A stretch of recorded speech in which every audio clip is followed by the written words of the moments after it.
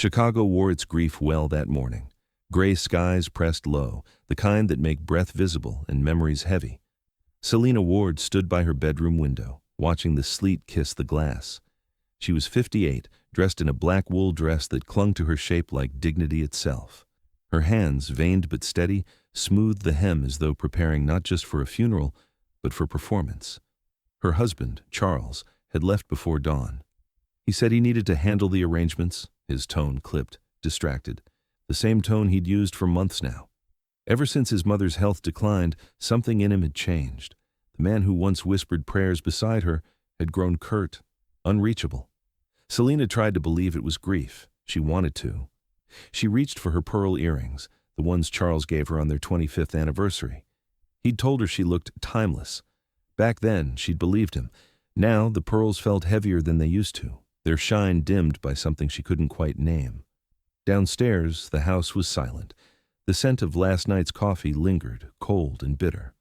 Selena picked up her phone and noticed a new text notification on Charles's screen. He'd left it charging on the counter, something he never did. "I'll meet you there. Don't worry. She won't suspect a thing." The message was from Alina. No last name, just a pink heart beside it. Selena stared at it long enough for the coffee pot to hiss and click off. The world seemed to narrow, her heartbeat a slow, distant thud in her ears. Then she set the phone back where it was. She didn't delete the message, didn't confront him, not yet. Because today wasn't about her. Today was about Helen, Charles's mother, the woman who'd welcomed Selena into the Ward family when she was a nervous 26-year-old bride. Helen had taught her how to host dinners, how to manage the house, even how to calm Charles's storms. When Helen grew sick, it was Selena who stayed by her bedside while Charles handled business. Now, Helen was gone, and Selena couldn't shake the ache that this funeral felt like the closing of more than one chapter. By the time she arrived at the church on Michigan Avenue, the world outside had turned to pale frost. The air smelled of lilies and cold stone. Inside, the pews filled with relatives, colleagues, and old family friends. The stained glass windows cast fractured light across bowed heads. Charles stood near the altar, his dark suit crisp, his expression unreadable. He greeted mourners with the same handshake and hollow smile. When he finally noticed Selena, he gave her a brief nod, nothing more. She took her place in the front pew, folding her gloved hands in her lap.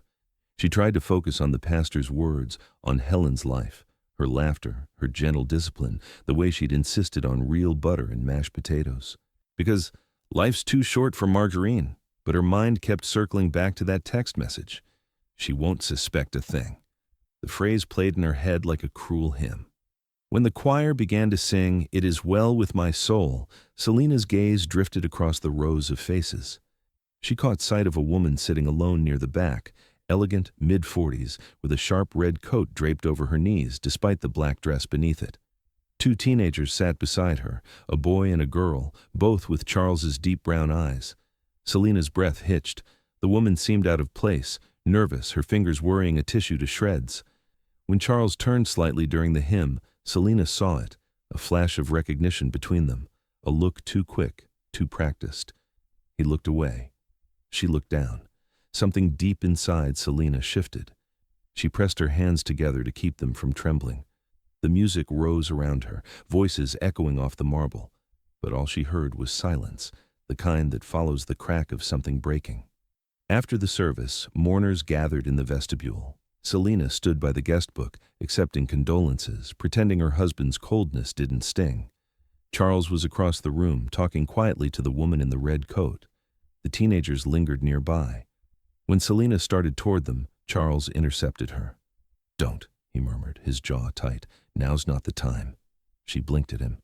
"Not the time for what?" His eyes flicked toward the woman. "Just don't make a scene." He walked away before she could answer. The words burned, not the insult itself, but the familiarity of it, the way he assumed she'd stay quiet, composed, small. Selena turned back toward the sanctuary, her heart a drum in her chest. The choir had gone silent, the candles flickering low. Outside, snow began to fall, soft, white, indifferent, and somewhere between grief and fury she felt a strange clarity settle in. Her marriage had been built on faith and habit, but as she watched Charles laughing stiffly with that woman, She realized the truth with cold precision. She hadn't lost just her mother-in-law that day. She had lost the illusion of the man she married. But as the choir began to sing, Selena realized she wasn't just burying his mother that day. She was burying the version of her husband she thought she knew. The wake was held at a quiet family restaurant in Hyde Park, one Helen had loved for decades. It was meant to be an intimate gathering, just family and a few close friends. Selena had chosen the venue herself, believing it would bring comfort to everyone, especially Charles. But as she entered the softly lit dining room, her stomach knotted. There, at the far end of the long oak table, sat the same woman from the funeral, the one in the red coat. Her hair was now tied in a sleek bun, and she changed into a black blouse. The two teenagers sat beside her, dressed neatly but restless. They didn't belong among the Wards, not in posture, not in the quiet tension they carried. And yet, Charles was right there, standing beside them, his hand on the boy's shoulder. Selena froze mid-step. Her pulse thudded in her ears as she watched him lean in, whisper something that made the woman smile faintly. It wasn't the comforting smile of condolence. It was the private, knowing kind a person gives someone they share secrets with. Charles noticed Selena and stiffened. His hand dropped from the boy's shoulder, and for a split second, panic flickered across his face. Then he masked it with a forced smile. "Ah, there you are, darling," he said, approaching with the strained warmth of a politician. "Everyone's already seated." Selena's eyes darted past him to the woman. "I didn't realize we had new guests," she said evenly. Charles hesitated. He stopped, looking at the woman as though seeking permission. "That's Lena. She was a friend of my mother's. She helped take care of her near the end." The lie slid out too easily. Selena studied Lena's face, searching for any hint of truth. The woman smiled, but it was a brittle smile, one that didn't reach her eyes. "I just wanted to pay my respects," Lena said softly. Her voice was calm, but something in her tone trembled. Guilt, maybe, or fear. The teenagers looked uncomfortable, glancing between their mother and Charles. Selena forced herself to nod to play along. "How kind of you," she said, taking her seat at the opposite end of the table. Her voice didn't waver, but her knuckles whitened around the napkin. Dinner began with murmured prayers and polite conversation, but the undercurrent was electric. Every time Selena lifted her gaze, Lena was watching Charles, the kind of watching that carried history. The boy, about 16, laughed once when Charles told a story about his childhood. The girl, maybe 14, smiled shyly and said, "You've told that one before, Dad." The word hung in the air like thunder. Every fork paused, every eye turned toward the girl. Charles froze mid-sentence.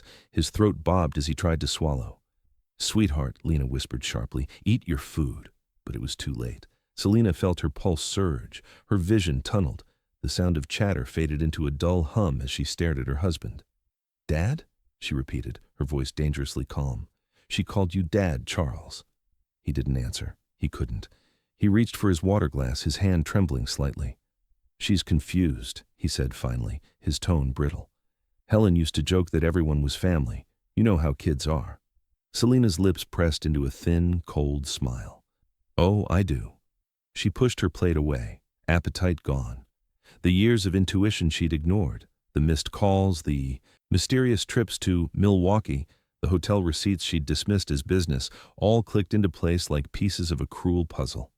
Across the table, Lena's eyes filled with dread. For the first time, she looked at Selena not with politeness, but with pity. After dinner, as guests began to leave, Selena lingered near the door, pretending to say her goodbyes. Charles busied himself settling the bill, his every movement a performance of control. When Lena rose to leave with her children, Selena stepped into her path. "You said you took care of Helen," Selena began, her tone polite but sharp. "Funny, I was there almost every day during her last months, and I don't remember seeing you." Lena's eyes darted to Charles, who was watching from across the room. "It was mostly over the phone," she murmured, "just helping coordinate things." "Ah," Selena said. "So you handled arrangements?"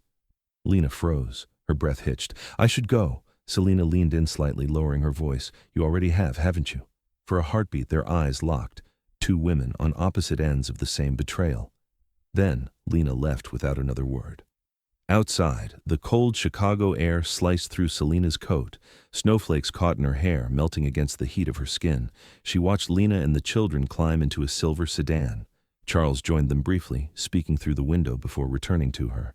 His face was pale, his voice tight. "Don't start this now, Selena."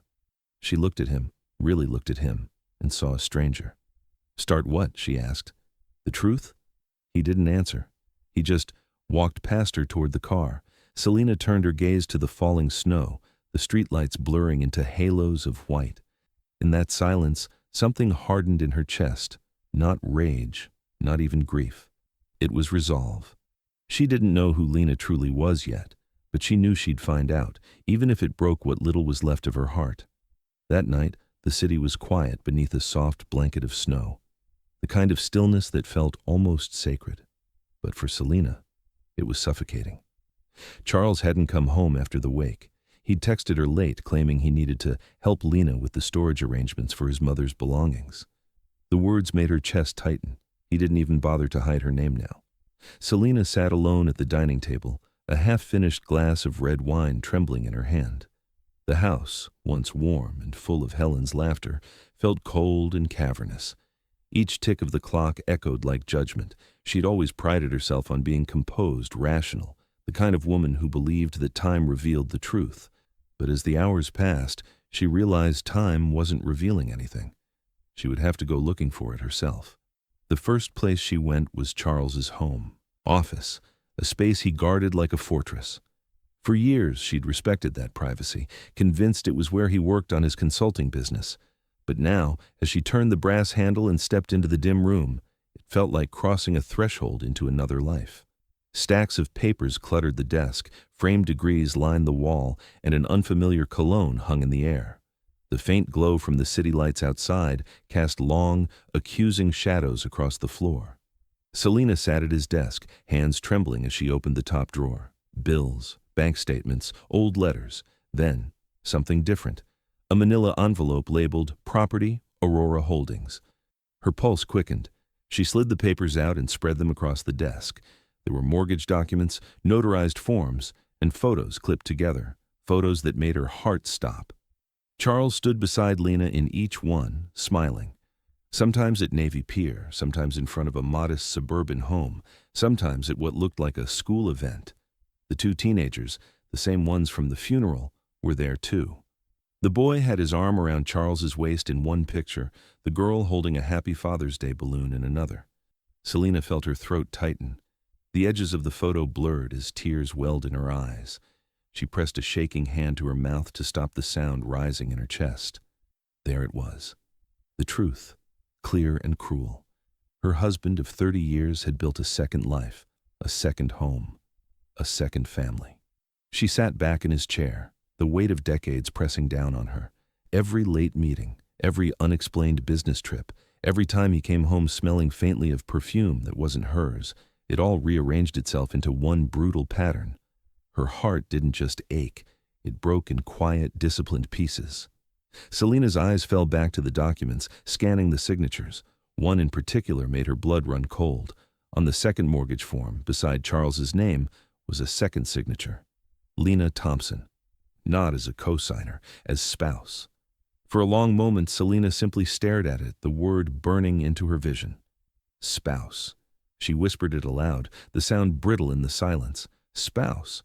He hadn't just betrayed her emotionally. He had legally, deliberately replaced her. By the time the clock struck midnight, the wine was gone, and Selena's hands were steady again, dangerously steady. She gathered the documents into a neat pile and placed them back into the envelope. Not a word out of place, not a paper missing. She needed to think. Not as a wife, as a woman who had been lied to for years. Selena walked to the window and looked out at the city. Snow fell harder now, soft flakes swirling in the glow of streetlights. She could see her reflection faintly, her tired eyes, her streaks of silver hair, her face drawn with betrayal and disbelief. A lifetime with Charles flashed before her. Their first apartment on the north side, the nights they laughed over takeout, the way he'd held her when her father died. She'd built her life around him, and he had built another life around a lie. Her phone buzzed. It was a text from Charles. Staying at the hotel tonight. Too much to handle after the funeral. Don't wait up. Selena's fingers hovered over the screen. She could have called him out. She could have screamed, demanded answers, thrown the truth in his face. But instead, she set the phone down. She would wait. Not for him, for the right moment, because some truths, she thought, are too powerful to waste in private. She picked up the photos once more, studying the faces, the children's innocent smiles, Lena's nervous eyes, Charles's familiar grin. It struck her then that Lena didn't look like a woman triumphant in love. She looked like someone trapped in the same web of lies. 2 days after Helen's funeral, the Ward family gathered for the traditional post-service dinner. It was held in the Grand Hotel ballroom downtown, chandeliers glimmering above black-draped tables, the scent of roast beef and roses floating in the air. To anyone else, it looked like a scene of grace and composure. But to Selena, it felt like a masquerade. She stood before the mirror in her hotel suite, adjusting her pearl earrings, her reflection calm but unfamiliar. Her face looked harder now, sharpened by truth. The woman staring back wasn't the obedient wife who smoothed over her husband's lies. She was someone who had seen the rot beneath the gold, and now she was ready to peel the mask away. She took the manila envelope from her purse, the one marked Property Aurora Holdings. Inside were the documents, the photographs, and every piece of evidence she needed. She ran her fingers over the edges, her pulse steady. Tonight, the truth would breathe. The dinner began with polite laughter and clinking glasses. Selena sat beside Charles, who was the picture of control, charming, attentive, the grieving son greeting each guest with practiced humility. Lena sat 3 tables away with her children.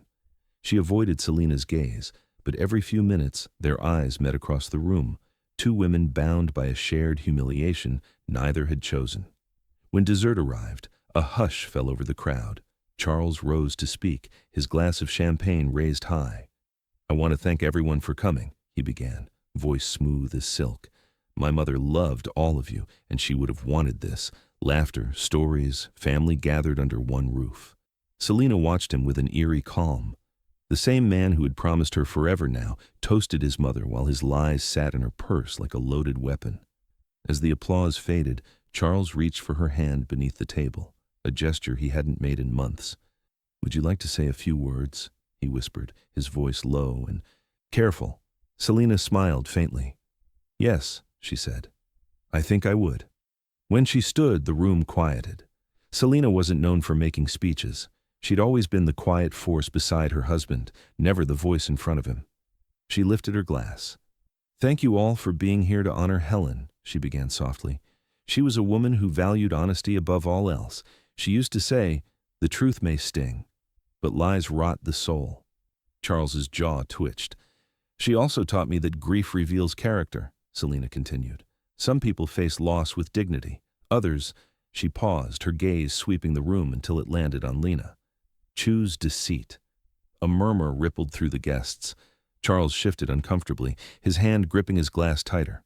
Selena's tone remained calm, measured, the calm of a storm long overdue. "I spent 30 years by my husband's side," she said. "I thought I knew him, his habits, his secrets, his heart, but grief has a funny way of peeling away the masks we wear." Charles leaned toward her, whispering through clenched teeth, "Selena, sit down." She ignored him. She reached into her purse, her movements slow and deliberate. The soft rustle of paper filled the silence as she withdrew the photos and spread them across the tablecloth, glossy proof of betrayal under candlelight. A collective gasp rose. Lena froze across the room, her face draining of color. The boy beside her whispered, "Mom?" Selena held one photo up, the one of Charles holding Lena's children, smiling like a proud father. "You've all known Charles as a devoted husband," she said, her voice trembling with emotion but clear. "But apparently he's had time to be a devoted husband elsewhere too." Gasps turned into whispers. Someone dropped a fork. Charles stood, face flushed, eyes wild. "Enough," he barked. "Selena, this isn't the place." "Oh, I think it's exactly the place," she cut in sharply. "You wanted everyone to see the family you built. I'm just making sure they see all of it." She laid the mortgage papers on the table. "Signed by both of you," she said, looking straight at him, "as husband and wife." How poetic. The room erupted in chaos. Guests murmured, some rising from their seats, others pretending not to watch. A few of Helen's old friends covered their mouths in horror. Charles tried to reach for the papers, but Selena held them back. "Touch them," she hissed quietly, "and I'll call every reporter in this city before you can blink." Lena rose shakily, her eyes glistening. "Charles," she said, her voice breaking, "what is she talking about?" He turned to her, desperate. "Lena, it's not what it looks like." "Don't," Selena interrupted. "Don't insult her the way you've insulted me." The silence that followed was deafening. For the first time, Lena looked at Selena not as an intruder, but as an ally, another woman who'd been fed lies by the same man. Selena set the photos down gently, her voice soft but deadly. "To Charles," she said, lifting her glass again, "the man who somehow managed to be twice the husband. To two different women." The glass clinked against the crystal with a sound that cut through the room like thunder. Charles's mask shattered. He slammed his glass down, muttering something under his breath, then stormed out. The door slammed hard enough to rattle the chandeliers. The guests whispered in stunned silence. Lena sank back into her chair, trembling. Selena took a deep breath, her voice steady. "My apologies for the disturbance," she said calmly, "but I believe Helen would have preferred the truth be spoken at her table." And with that, she gathered her purse and the envelope, leaving behind the ruins of her husband's double life. For 30 years, I'd lived in his shadow, but that night, under the chandeliers and whispers, I stepped into my own light, and I didn't look back. The night didn't end when Selena walked out of that ballroom. It only ignited. She could still hear the gasps and whispers echoing behind her as she stepped into the hotel corridor. The marble floor gleamed beneath her heels, each click a drumbeat of fury and freedom. She didn't look back. She didn't have to. The truth had already taken root in every corner of that room. But Charles wasn't done. "Selena!" His voice boomed down the hall, low and dangerous. She stopped but didn't turn. "Don't you dare walk away from me," he hissed as he caught up, grabbing her wrist. She turned then, calm, deliberate. Her eyes were wet, but her voice was sharp as glass. "Take your hand off me, Charles. You've already done enough damage." He released her, his expression twisted between panic and rage. "You had no right to humiliate me like that in front of everyone. You could have ruined my reputation." She laughed, a low, bitter sound. "Your reputation? You ruined your marriage, your family, and that woman's life. I just gave the truth a microphone." The elevator doors opened behind her, but before she could step in, another voice broke through the tension. "Charles." They both turned. Lena stood there at the end of the corridor, her coat draped over her shoulders, her eyes red but resolute. Her children waited behind her, silent and confused. "Is it true?" she asked softly. Charles froze. "Lena, please, let's not do this here." "Answer me," she snapped, her voice cracking like lightning. "Are you married to her or to me?" The hallway fell silent. Only the faint hum of the elevator filled the space. Charles's mouth opened, but no words came. His silence said everything. Lena stepped closer, her trembling replaced by fury. "You told me she was your ex-wife. You said you divorced years ago." Selena's heart clenched, not out of sympathy for him, but for her, for the woman who'd been living a lie she never asked for. He stammered, "Lena, I was going to tell you. After the funeral—" "The funeral?" Lena's voice rose, echoing off the marble. "You were going to tell me after burying your mother? After parading me in front of your real wife and calling it compassion?" Guests began peeking out from the ballroom, drawn by the commotion. Selena stood silently, watching the walls of deceit collapse around him. "You disgust me," Lena spat. "You made me raise my children believing we were a family. You made them call you Dad." The teenage boy stepped forward, voice trembling. "You're not my dad." Charles's eyes widened. "Ethan, it's not that simple." "It is," Selena interrupted quietly. "It's exactly that simple." For a long moment, no one spoke. Then Lena reached into her purse and pulled out the same photos Selena had shown earlier. She'd taken them from the table before leaving. Her hand shook as she held one up. "You smiled like you loved us," she whispered, "but you were just rehearsing your lies." Charles lunged to grab the photo, but Lena slapped him, a sharp, resounding crack that silenced the hallway. The sound echoed down the corridor like justice finally delivered. Selena didn't flinch. She simply met Lena's eyes and gave a small, understanding nod. Two women, once strangers, now united by betrayal. Lena turned to Selena. "I didn't know," she said, voice breaking. "I swear I didn't know." Selena's eyes softened. "I believe you." Security staff appeared, trying to calm the situation, but Charles waved them off, his composure shattered. "You think this is over?" he spat. "You think you've won? You just made a fool of yourself in front of half the family." Selena stepped closer, her voice low but searing. "I've spent 30 years protecting your name, Charles. Tonight, I protected mine." He sneered. "You'll regret this." She tilted her head slightly, her expression unreadable. "No, you will." Lena's son suddenly spoke again, his tone small but defiant. "Come on, Mom, let's go." Lena hesitated, then turned to Selena. "You're stronger than I could ever be." Selena smiled faintly. "You'll find that strength too. You already started." Lena nodded, gathered her children, and walked toward the elevator. The doors closed behind them with a soft chime, leaving Charles standing alone between the two women he'd deceived, and the ruins of both lives he'd built. Selena took one last look at him. The man who once brought her roses now looked like a stranger, smaller, older, empty. "Don't worry," she said softly. "I won't destroy what's left of your reputation. I'll let the truth do that for me."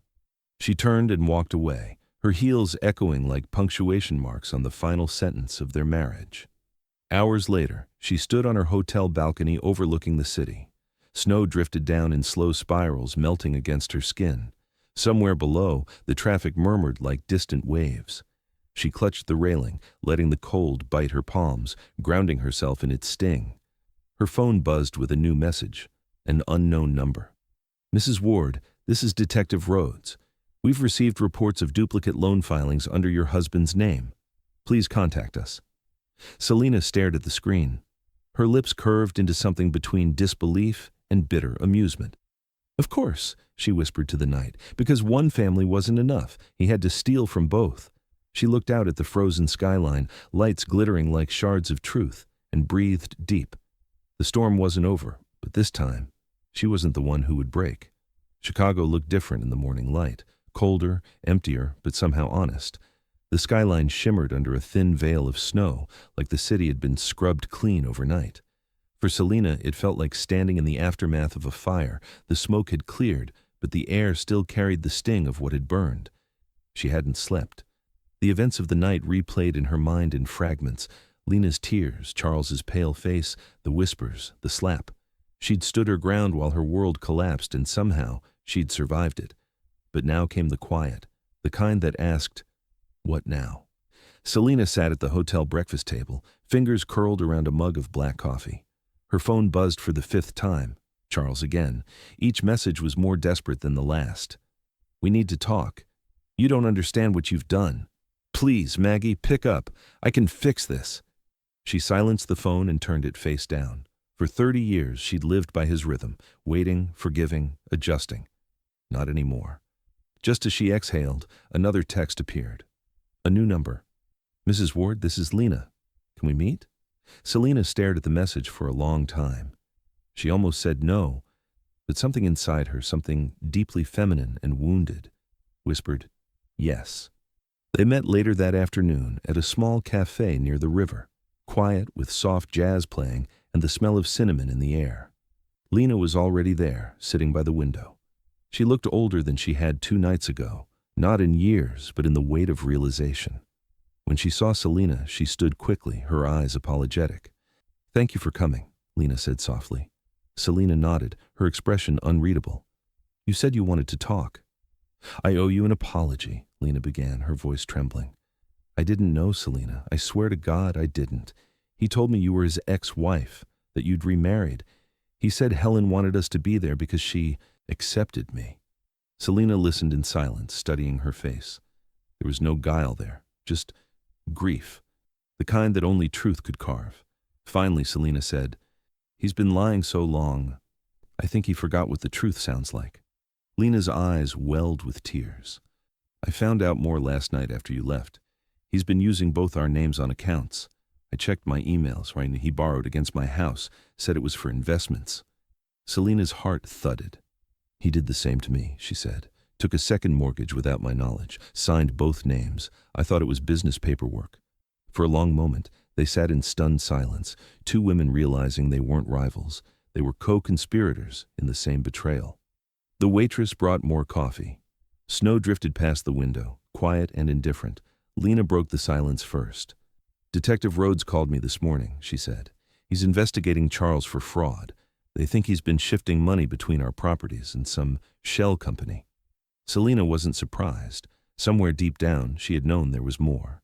Charles's arrogance was too practiced, too sure of his own control. "What did you tell them?" she asked. "The truth," Lena said simply, "and that I'd testify if needed." Selena's eyes met hers, steady, resolute. "Then I will too." For the first time since the funeral, Selena felt something like purpose, not revenge, not even justice, but reclamation. The waitress refilled their cups and Lena gave a small, shaky laugh. "You know," she said, "I kept asking myself why this happened to me, why I didn't see it sooner. But I think the universe wanted us to meet, maybe not as enemies, but as women who finally stopped letting him write our stories." Selena smiled faintly. "Maybe that's the one good thing to come from all this. He underestimated both of us." By the time they left the cafe, the snow had stopped. The air was sharp, the sky a pale silver. They stood outside facing the river where chunks of ice drifted lazily downstream. Lena pulled her coat tighter. "What will you do now?" Selena looked toward the skyline, her reflection faint in the water. "Start over," she said. "Sell the house, cut every tie. I spent my life being Mrs. Ward. I think it's time to just be Selena." Lena smiled softly. "For what it's worth, I hope you find peace." "I think I already have," Selena said quietly. They exchanged a small, knowing nod, two survivors acknowledging each other, before parting ways. That evening, Selena returned to her home one last time. She moved slowly through the rooms, touching the furniture she'd once chosen with love. Every photo, every corner held echoes of a life she no longer recognized. She paused at the dining table, where she and Charles had shared countless dinners. Then she took a deep breath, pulled out her phone, and called Detective Rhodes back. "Yes," she said firmly. "This is Selena Ward. I'm ready to give my statement." As she hung up, the winter wind rattled against the windows, but she felt no chill. The house was still and empty, but it was hers again, if only for tonight. The courthouse smelled faintly of paper and polished wood, the scent of endings. Selena sat in the front row, back straight, hands folded in her lap as the judge read the charges aloud. Fraud, forgery, bigamy. Each word landed like a bell, tolling the death of the life she'd once known. Charles sat at the defendant's table, eyes hollow, suit wrinkled, a far cry from the man who once charmed everyone in the room. His lawyers whispered frantically beside him, but the arrogance that used to live in his posture was gone. When the judge asked if Selena wanted to read her statement, she rose. The courtroom quieted, the air heavy with expectation. "My name is Selena Ward," she began, her voice calm and steady. "For 30 years I stood beside that man. I built a home, a life, a legacy, or so I thought. But when someone builds a life on deceit, it doesn't crumble. It collapses suddenly, completely, and without mercy." She looked at Charles, but he didn't meet her eyes. "I used to think betrayal was the worst thing a person could do," she continued. "But I've learned it's not the betrayal that defines you. It's what you do after. Do you let it hollow you out? Or do you reclaim what was always yours? Your dignity, your truth, your voice?" She took a breath, her hands steady now. "Today, I choose the latter." The courtroom was silent. Even the judge paused before nodding solemnly. When the session ended, Charles was led out in handcuffs. His gaze brushed hers for the briefest moment, a flicker of recognition, or maybe regret. But it didn't matter anymore. Whatever he saw when he looked at her, it wasn't the woman who once begged him to love her better. That woman was gone. Weeks later, the snow had melted into spring rain. Selena's old house had been sold, its proceeds split, not by love, but by law. She'd taken what remained and rented a small apartment overlooking Lake Michigan. It wasn't much, but it was hers. The space smelled of fresh paint and new beginnings. On the table sat a single vase of tulips, yellow, Helen's favorite. Selena liked to think her mother-in-law would have approved of how things ended. She brewed coffee every morning and watched the sunrise from her balcony. Sometimes, she'd still catch herself setting 2 mugs out of habit, one for her, one for him, and then laugh softly at her own muscle memory. Healing, she realized, was just that. Teaching your body that the old life is gone, one quiet morning at a time. One afternoon, she visited the community center near her building. They were hosting an art program for widows and women starting over. She signed up on a whim, half expecting to never show up. But the next week, she walked in anyway. The instructor, a kind woman with silver curls and paint-streaked fingers, handed her a blank canvas. "Just paint what you feel," she said. Selena hesitated, then dipped her brush into shades of blue and gray, the colors of loss, of winter, of letting go. But as the hours passed, her strokes grew bolder, brighter. Golds, reds, the color of rebirth. By the end of class, the canvas was a storm breaking into dawn. "Beautiful," the instructor said softly. "What's it called?" Selena smiled faintly. "Freedom."